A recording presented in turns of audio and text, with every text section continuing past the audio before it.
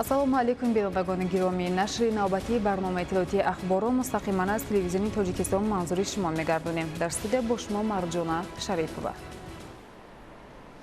امروز رئیس مجلس ملی مجلس عالی جمهوری تاجیکستان رئیس شهر دوشنبه پرزیدنت اسوسیاسیون فوتبال آسیای مرکزی محترم رستم امامعلی با پرزیدنت اسوسیاسیون بین‌المللی بوکس عمر کرملیوف ملاقات نمودند.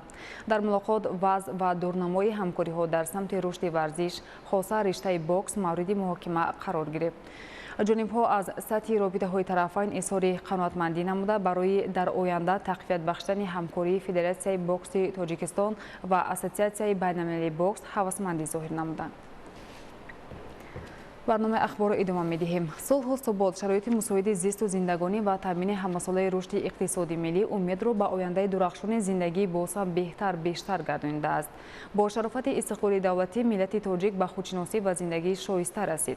این است که امروز در کوچه و خیابان و باغ و گلگشت‌ها ساکنان آسوده حالانه با دل سرشار از محبت به وطن گشت و گذار می‌نمایند. دلشاد حکیم‌زاده این موضوع را شرح می‌دهد.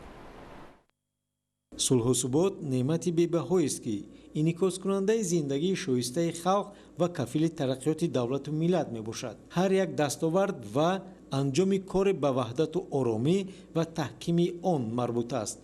یعنی نظر واقع این جانب بر آن ifade می‌یابد که مهمترین دستاورد دوران صاحب استقلالی با وجود آمدن و پایدار گشتن صلح و ثبات و آرامی و آسودگی ساکنان مملکت میباشد. زیرا در نتیجه پایداری امنیت و ثبات در مملکت رشد تمام ساحه‌ها از جمله رشد اقتصاد ملی، افزایش مجموع محصولات داخلی، بنیاد انشاءات عظیم عصر، تامین امنیت و آذوقه‌واری اهالی و در این زمینه فراهم آمدن شرایط خوب زیست و زندگانی اهالی مملکت تامین گردید. امروز در نتیجه شرافیابی هاست که اهالی مملکت شامگاهان در فضای صلح و آرامی با روحیه بالیده در کوچه و خیابان و باغ و گلگشت ها برآمده سیر و گشت می نمایند. طور اساسگذار صلح و وحدت ملی پیشوای ملت پرزیدنت جمهوری تاجیکستان محترم امامعلی رحمان در پیام شادباشی به مناسبت 26 سالگی روز وحدت ملی بیان نمودند. از نشان دهنده های آماری سالهای اخیر می توان نتیجه گرفت که تاجیکستان به مرحله رشد استوار وارد گردیده. ساحه‌های صنعت، کشاورزی، علم و معارف، فرهنگ و تندرستی، راهسازی و کمیونیکاسیا و ساحه و بخش‌های دیگر با مرام ترقی کرده ایستادند. این همه نتیجه صلح و ثبات و وحدت ملی، ثمره زحمت صادقانه و وطندوستانه خلق قهرمان تاجیکستان و البته مایه افتخار و سرفرازی خرد و بزرگ مملکت می باشد. صلح و ثبات و وحدت ملی همچون عامل‌های متحد سازنده مردم تاجیک امکان فراهم آوردند که با استفاده ارزش‌های از جانب جامعه جهانی پذیرفته شده در کشورمان تحت کرسی تشکل جامعه شهروندی گذاشته شود و برای بهتر گردیدن سطح و صفت زندگی مردم، آبادی وطن و آینده دولت صاحب استقلالمان زمینه مساعد مهیا گردد. با اندیشه ساکنان پایتخت جمهوری تاجیکستان شهر دوشنبه در نتیجه تامین صلح و ثبات بناهای خوش‌طرح و زمانوی امروز قامت افراخته باغ و گلگشت و کوچه و خیابان‌ها لباس سبز به بر کرده است که این ذوق و هوس و هویت ملی را بیدار نموده در سهم گذاشتن به آبادانی و بنیادکاری و ایجادکاری الهام بخش می باشد. صلح بهار است، بهار آورد، رونق و شادی و برار آورد. امروزها همه ما و شما شاهد حال هستیم که تاجیکستان بهشت آسای ما روز تا روز ترقی، رشد، پیشرفت کرده ایستاده است و این همه از آن شهادت می‌دهد که ثبات، صلح جاودانه در این مملکت بهشت آسا پایدار است و باید شکرگزاری از استقلال دولتی نمود. باید شکرگزاری از آن کنیم که امروز تاجیکستان، مردم تاجیک در یک فضای صلح و آسایشتگی عمر به سر میبرند. ساکنان پایتخت همراهی فرزندان و اولادان خویش سیر و سیاحت کرده ایستادند. در این ایام بهار، در این ایام شکفتنها، در ایام نوروز از کوچه و خیابانها، از گلگشتها، از باغها دیدن نموده ایستادند که همه این از صلح و ثبات جاودانه کشور شهادت میدهد. فرهنگ صلح پر ارزشترین نعمت ва беҳтарин дастоварди халқи тоҷик ифодагари орзуву ормон ва нияту мақсадҳои наҷиби мардуми шарифи кишвар мебошад ки арзишҳои ҷовидонаи инсондӯстиву фарҳангпарвариро дар тӯли асрҳо пуштибонӣ карданд. ҳамин аст ки сулҳу субот дар баробари арзишҳои истиқлолу озодӣ ва ватану миллат ҷузъи таркибии хираду андешаи сулҳҷӯёнаву таҳаммулгароёнаи мардуми Тоҷикистон ва равшанибахши роҳи пурифтихори созандагиву ободгаронаи аҳли ҷомеа гардидааст. мо сокинони пойтахт аз он шукргузорӣ мекунем ки воқеан ҳам имрӯз таҳти роҳбарии бевоситаи пешвои муаззами миллат президенти кишвар муҳтарам эмомалӣ раҳмон имрӯз сулҳи пойдор аст, имрӯз салоҳ аст, имрӯз тинҷиву осоиштагӣ аст ки мо имрӯз дар дилхоҳ ҳолати вақт метавонем дар кӯчаву хиёбонҳои шаҳри Душанбе барои кору пайкор, барои ҳадафҳои судманди хеш азм карда бошем, талош карда бошем ва итминон дорем ки мардуми шарафманди тоҷик, мардуми сарбаланди тоҷик боз ҳам аз пайи сулҳу дӯстӣ, аз пайи ободкориву бунёдкории миллати хеш ва барои боз ҳам нумӯ кардан ва рушд намудани соҳаҳои мухталиф ва махсусан ободиву ободонии ин кишвар, ин пойтахти азизамон боз ҳам камари ҳиммат мебанданд ва барои ҳамдигарфаҳмӣ ва барои дар якҷоягӣ фаъолият намудан боз ҳам кӯшиши бештар менамоянд. пойдории сулҳу субот дар кишвар шукрона аз тақдири миллат аст ки имрӯз ифтихорманди тоҷикони рӯи олам мебошад.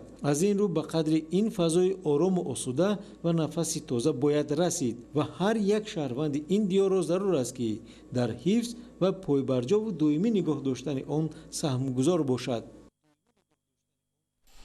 ба истиқболи ҷашни 35-солагии истиқлолии давлатии ҷумҳурии Тоҷикистон дар доираи корҳои ободониву созандагӣ дар шаҳри Истарафшан 990 иншооти мухталиф бунёду навсозӣ карда мешавад. қисме аз иншооти мавҷуда мавриди истифода қарор гирифт, дар боқимонда корҳои сохтмонӣ ҷараён дорад. гузориши Мазбут Бобозода аз шаҳри Истарафшан. ҷиҳати истиқболи ҷашни мукарраму фархондаи 35-солагии истиқлолияти давлатии ҷумҳурии Тоҷикистон дар шаҳри Истарафшан 990 иншооти сатҳи гуногун бунёд ва таъмиру тармими куллӣ гардонда мешавад. тибқи нақшачорабинии мақомоти иҷроии ҳокимияти давлатии шаҳри Истарафшан ва бо харҷи маблағҳои ҳукумати ҷумҳурии Тоҷикистон, мақомоти иҷроии ҳокимияти давлатии вилояти Суд, буҷаи маҳаллӣ, саҳми соҳибкорни бонангу номус ва дастгирии хайрандешаи сокинони шаҳру деҳот давоми 5 сол аз ҷумла 48 корхона коргоҳҳои самти саноат, 45 бинои беморхона, марказҳои саломатӣ ва бунгоҳҳои солимгардонӣ, 78 мактаби меёна, синфхонаҳои иловагӣ ва биноҳои литсеи гимназияҳо, 39 иншооти варзишӣ, варзишгоҳҳо ва ҷойҳои машқу тамрини наврасону ҷавонон, 7 иншооти истироҳатию фароғатӣ, 82 маркази савдо ва хизматрасонӣ, ҳамчунин даҳҳо иншооти сайёҳӣ ва меҳмонхонаҳо бунёду мавриди баҳравардорӣ қарор дода мешаванд. дар ин баробар шағалтошу мунфаршкунии роҳҳои калони нақлиётгарди ҳудуди шаҳр, 22 кумитаи маҳалла ва 10 ҷамоати деҳот, бунёди пулҳои мошингузар, биноҳои серошонаи баландошонаи истиқоматӣ, маъмурӣ ва 488 иншооти дигари асосиву ёрирасон ба нақша чорабинӣ ворид карда шудааст. зикри ба маврид аст ки то имрӯз 360 иншооти сатҳи гуногун бунёду мавриди истифода қарор гирифта, наздик 1000 нафар қувваи қобили меҳнат бо кори доимӣ таъмин гардидаанд. хурсандибахш аст ки бо фарорасидани гармиҳо ва нурпошии хуршеди оламафрӯз бунёди роҳу пулҳо ва мунфаршкунии онҳо дар шаҳри Истарафшани бостонӣ оғози бобарор гирифт. бо маблағгузории идори сохтмони асосии мақомоти иҷроии ҳокимияти давлатии вилояти Суд имрӯз 4 километр роҳи калони нақлиётгарди хиёбони ба номи Исмоили Сомонӣ шурӯъ аз гардиши шоҳроҳи Душанбе Истарафшан Хуҷанд Чаноқ то бинои фарҳангию фароғатии ситораҳои шарқ ба масофаи 4 километр ба таъмири ҷорӣ ва куллӣ фаро гирифта шуд.